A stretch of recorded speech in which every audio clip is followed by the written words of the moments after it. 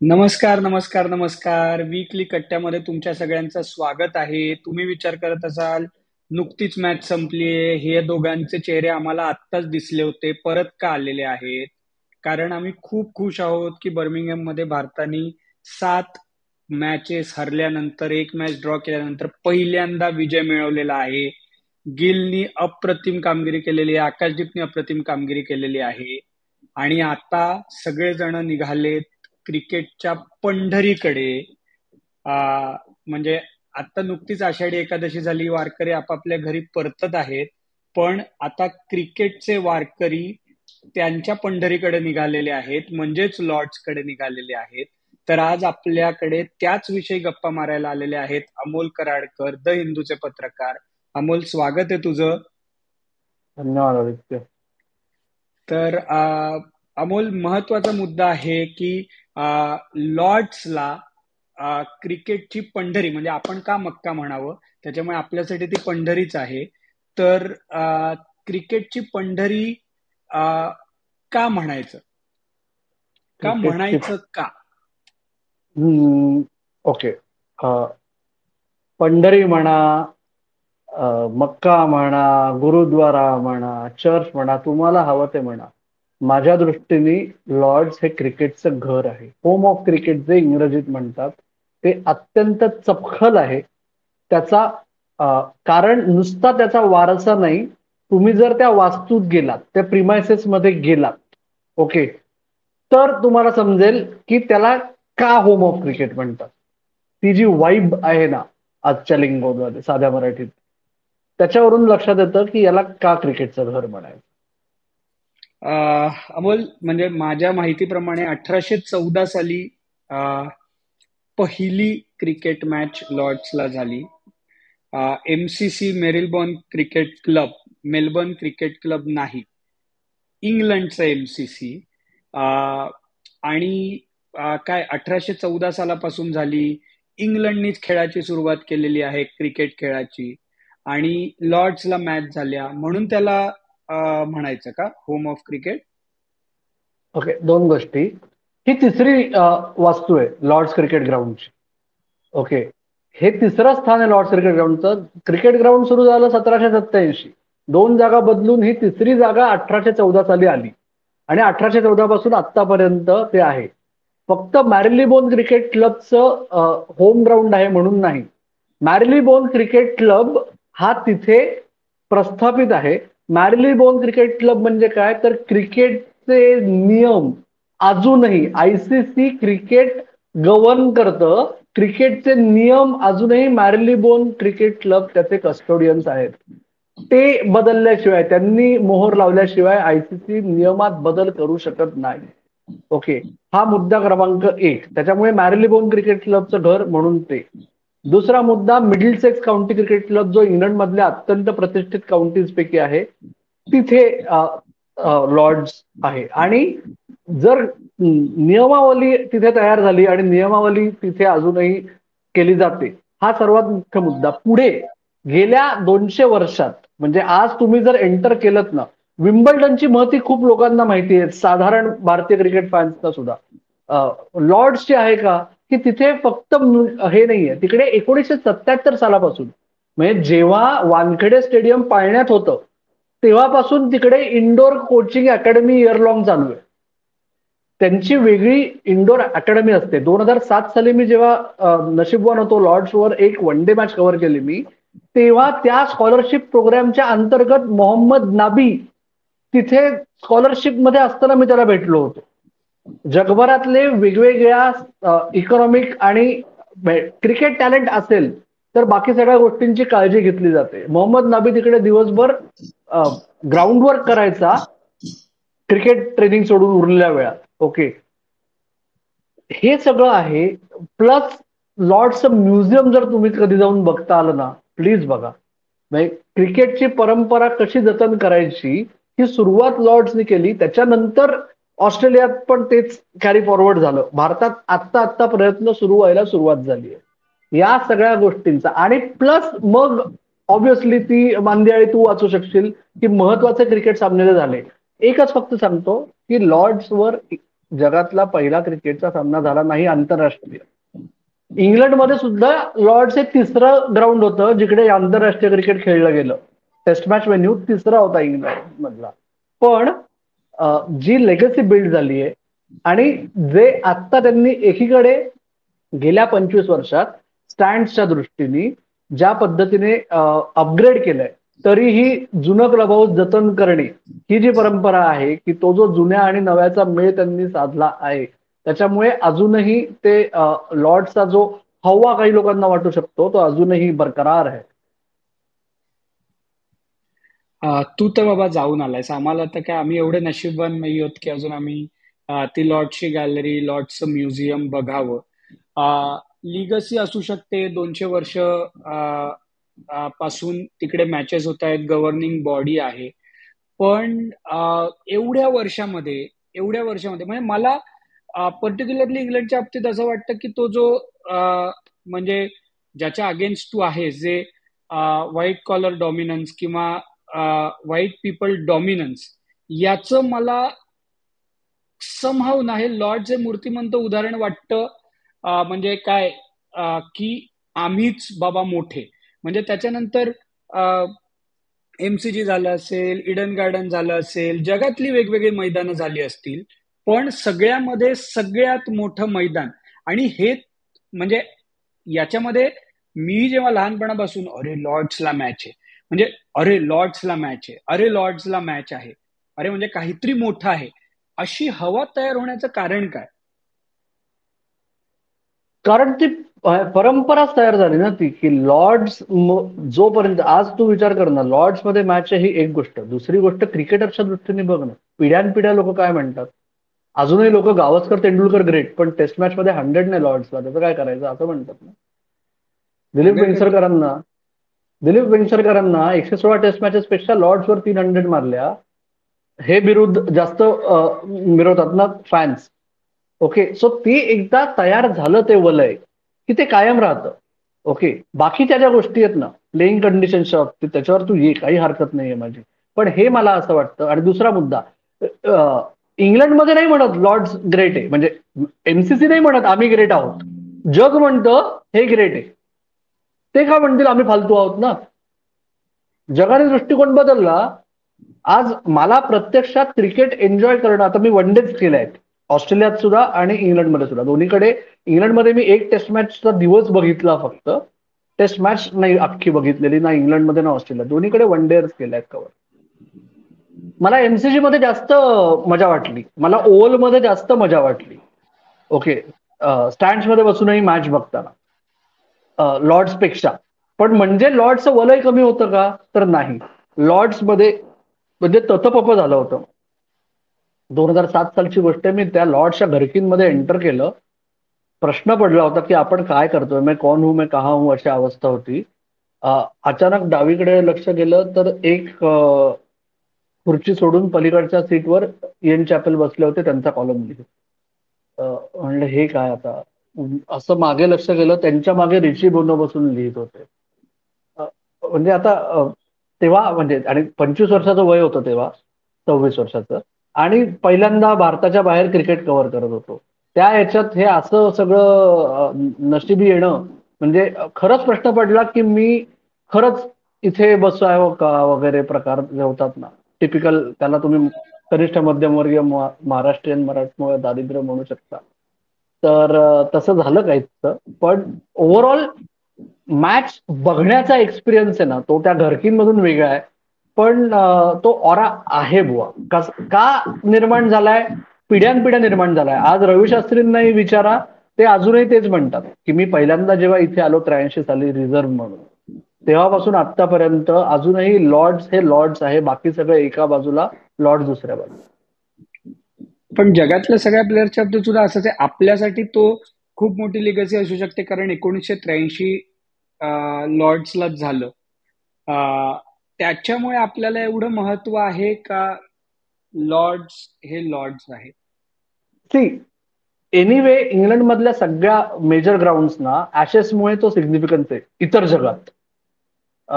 भारतामध्ये आपल्याला साहेबाचा खेळ म्हणूनच क्रिकेट भारतात आला आणि त्याच्यामुळे साहेबाच्या देशात जाऊन मान्यता मिळणं हे सर्वात मोठी गोष्ट होती. आणि मग त्या ह्याच्यात लॉर्ड्सवर जाऊन काहीतरी पराक्रम गाजवणं, राईट. आज आणि त्याच्यानंतर उपखंडातले जे बाकीचे 3 टेस्ट प्लेइंग नेशन्स बघितले आपण, तर ते भारतातनच तयार झालेले आहेत एकेकाळी. त्याच्यामुळे तिथेही तेच वलय आहे. त्याच्यात भारत आणि पाकिस्तान ऍटलिस्ट लॉर्ड्सवर खेळता तर येतं त्यांना. बांगलादेश आणि श्रीलंका लॉर्ड्सवर खेळलेत किती हा पहिला प्रश्न आहे. त्यांना संधीच मिळत नाही. त्यामुळे काय बुवा हा जो प्रश्न आहे ना, हा सर्वत्र जगात आहेच आहे. ओके, क्रिकेटर्सच्या दृष्टीनेही आहेच. एकदा खेळल्यानंतर क्रिकेटर्सची मतं तयार होतात आणि मग ते वेगवेगळे मतप्रवाह होतात की ओव्हररेटेड आहे का खरंच भारी आहे का वगैरे प्रकार. इंटरेस्टिंग. मला एक सांग, आता ते मैदानावरती आहे, तू मैदानात गेलायस म्हणतोयस, भले वन डे साठी गेला असशील, पण त्या मैदानाची रचना आहे तिकडे एका साईडवरनं दुसऱ्या साईडला जाताना, जर का आता तुम्ही बघत असाल तुम्हाला लक्षात येईल 4.5 फुटांचा उतार आहे. 4.5 फुटांचा म्हणजे एका साईडने जर का दुसऱ्या साईडला बघितलं ना तर अर्धाच माणूस दिसेल. त्याच्यामुळे जो बॉलर उतारावरती बॉलिंग करतोय अर्थात त्याला ऍडव्हान्टेज मिळतं आणि बॅट्समनना साईड करताना प्रॉब्लेम होतो. तर अशा ग्राउंड मधल्या रचनेचं त्यांना एवढ्या वर्षात काही करता आलं नाहीये का हीच लिगसी बिल्ड करायची? सी, एकतर म्हणजे एवढं ओव्हररेटेड नाहीये ते. तो काहीतरी 3.5-1 फुटाचा स्लोप आहे आणि अर्धाच 4.5 दिसतो, दिसत नाही असलं काही नाहीये. असं असतं तर 4.5. कोणी खेळलं नसतं. हो, पण असं असतं तर कोणी खेळलं नसतं, पहिली गोष्ट. ओके. हम्म, आणि हम्म. प्रत्येक क्रिकेटमध्ये, आउटडोअर स्पोर्टमध्ये ती एक क्रिकेटची खासियत आहे ना, प्रत्येक वेळेस कंडिशन्स अडॅप्ट करून. आज मुद्दा असा आहे की कोणीतरी ऑब्जेक्शन रेज केलंय का ऑफिशियली की आम्ही इथे खेळणार नाही, क्लब मॅच पासून आंतरराष्ट्रीय मॅच पर्यंत, राईट. ते चॅलेंज हम्म. म्हणून पोर्ट्रे केलं गेलंय. मी असं म्हणत नाहीये की ते फेअर आहे अनफेअर आहे, ते आहे. आणि त्याचा सामना करून त्या चॅलेंजच्या अगेन्स्ट किंवा ग्राउंडचा साईज की ते ओव्हल शेप नाहीच आहे, ते सर्क्युलर नाहीच आहे, ते वर्तुळाकृती नाहीये, ते आयताकृती आहे. तर ते एकटंच नाहीये, पण मग ते कसलं भारी हा जो प्रश्न आहे. तर त्याच्यामुळे चॅलेंजेस वाढतात, त्याच्यामुळे बाउंड्री साईज युनिफॉर्म राहत नाही वगैरे सगळं मान्य आहे. पण क्रिकेटचे नियमावली हे तसंच आहे. म्हणजे जसं आज भारत रूल करतो की आम्ही म्हणू ती पूर्वदशा, तसं जर एमसीसीचं ग्राउंड असं आहे तर ते म्हणतील का प्रत्येक ठिकाणी बाउंड्री साईज सेम हवा, राईट, नियम तयार करताना. तसंही झालं असू शकेल, यू नेव्हर नो. म्हणजे आणि भारताने म्हटलं तर भारत म्हणेल ती पूर्व दिशा, साहेबांनी म्हटलं तर नाही, चालतं. मी म्हणतोय तसं म्हणलं असेल तर, हे मी माझ्या वाचनात तरी नाही आलेलं म्हणून क्रिकेटचे नियम असे झाले हा अर्थ मी काढतोय. ओके. आणि नियम केलेत, भारत नियम नाही करत. भारत नियम मोडतो आपल्याला हवं तेव्हा हवं तसं. ओके. पूर्वी पूर्वी साहेब पण तेच करायचे, ते नियम मोडायचे आणि तो नियम व्हायचा. बरं ठीक आहे, पुढे मग नियम बदलायचे म्हणजे, राईट. पुढे भारत नियम पुढे न बदलता हवं ते वागतो आजच्या क्रिकेट जगतात. हा प्रॉब्लेम आहे मला. नियम बदला, मला काही हरकत नाही, नियम बदला. ओके. लॉर्ड्स लॉर्ड्स लॉर्ड्स हा. सो लॉर्ड्सला शेप, स्लोप हे सगळं आहे. आयडियल कंडिशन्स आहेत का? नाही. पण आयडियल कंडिशन्स कुठेच नसतात, लेट्स फेस इट.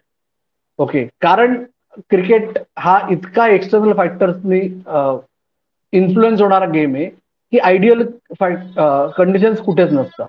दुसरा मुद्दा, मला संभव असं वाटतं की एकदा मराठ साफिन म्हणला होता मिड 2000s मध्ये किंवा अर्ली 2010s मध्ये की विम्बल्डन ओव्हररेटेड आहे, महागड्या स्ट्रॉबेरीजचं कौतुक तुम्हाला फक्त उगीच असू शकतं. ओके. तर हे वैयक्तिक मत असू शकतं, पण ते सार्वत्रिक मत नाहीये. सुदैवाने म्हणा, दुर्दैवाने म्हणा. ओके. लॉर्ड्स कपॅसिटीच्या बाबतीत काहीच नाही, 31,000 आहे. ओके. लॉर्ड्सची लॉंग रूम हे अजून एक आहे, कारण काय तो मेंबर्स एरिया आहे ना. म्हणजे तू जे म्हणलास की ब्रिटिशांचं उगीच भारी असतं, आज तुझ्या शेजारी, ऑफिसच्या शेजारी, तुमच्या स्पोर्ट्स कट्ट्याच्या स्टुडिओच्या शेजारी जो जिमखाना आहे तिकडे तू हवे ते कपडे घालून जाऊ शकतोस का? नाही. तिथे कोणालाही जाता येतं का? नाही. तसंच तिथे आहे. ती सेम गोष्ट एमसीजीला आहे की तिथे म्हणजे मी जर शॉर्ट्स घालून गेलो असेल किंवा राऊंड नेक टी शर्ट घालून गेलो असेल तर प्री मॅच डेला सुद्धा मला तिथे जाता येत नाही. परवानगी घेऊ नये. कारण नाही, तिथे ड्रेस कोड आहे. ओके, ती परंपरा आहे आणि तुला मला माहिती आहे, आपण जग फिरलोय बऱ्यापैकी, की ती परंपरा फक्त तिथे नाहीये. ती परंपरा नागरी अर्बन भारतातही बऱ्याच ठिकाणी आहे तशी. तो या परंपराचं अवडंबर माजवलं जातं का या परंपराच फक्त नको तेव्हा चर्चेला जातात? मुद्दा असा आहे, लॉर्ड्समध्ये क्रिकेट मॅचेस इंटरेस्टिंग होतात. लॉर्ड्समध्ये 2 दिवसानंतर कदाचित पहिल्यांदा आपल्याला खेळपट्टीवर गवत दिसेल.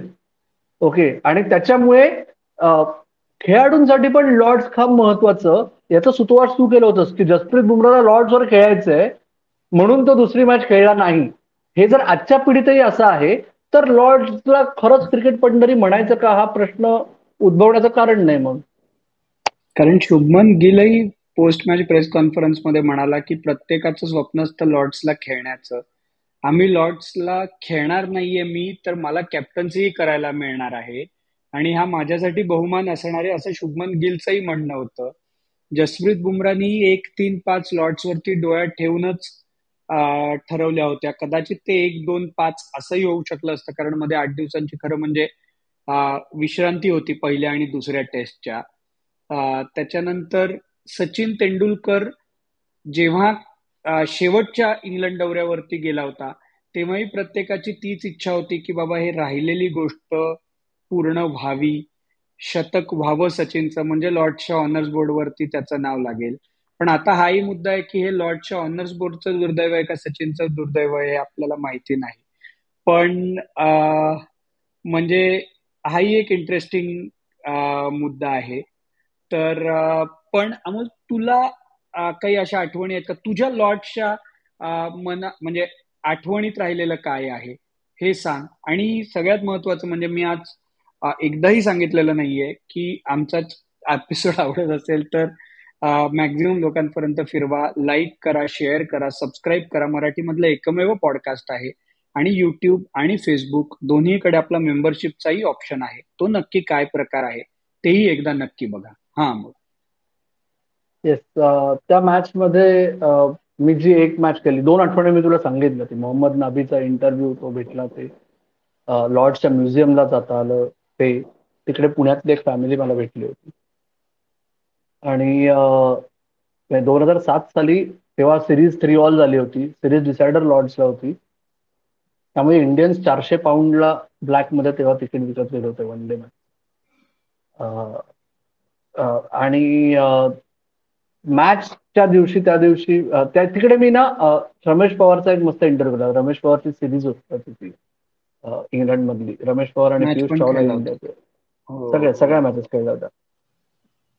आणि तिकडे त्या मॅचच्या दिवशी मॅच तशी अत्यंत लो स्कोरिंग झाली.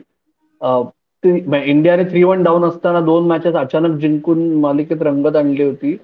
आणि इंडियाला पहिल्यांदा बॅटिंग करावी लागली आणि 185 वगैरे काहीतरी ऑल आउट झालेला आठवतोय मला. एक्झॅक्ट स्कोर आत्ता आठवत नाहीये मला. धोनीनी 50 केले होते, बाकी कोणी विशेष काही करता आलं नव्हतं.